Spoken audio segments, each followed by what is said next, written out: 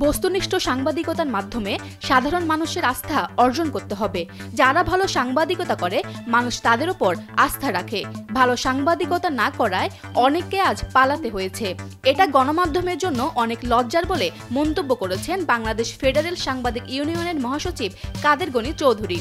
রোববার মুন্সিগঞ্জ সাংবাদিক ইউনিয়নের বার্ষিক সাধারণ সভায় এসব কথা বলেন তিনি।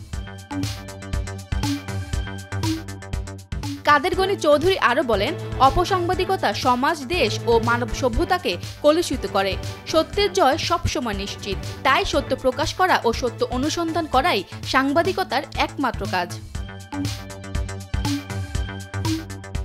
একই অনুষ্ঠানে সংস্থাটির ভারপ্রাপ্ত সভাপতি ওবায়দুর রহমান শাহীন বলেন, সংবাদপত্র রাষ্ট্রের চতুর্থ স্তম্ভ হিসেবে বিবেচিত। এটি গণতন্ত্র, সুশাসন ও আইনের শাসনের নিরন্তর সহযোগী। কাজেই সংবাদপত্রের বিরুদ্ধে দমন-পীড়ন কোনোভাবেই কাম্য নয়।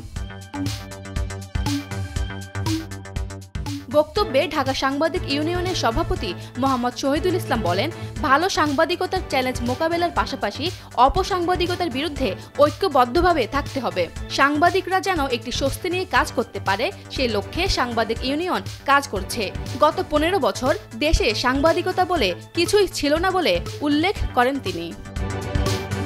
Desk report, Kaler Kantho.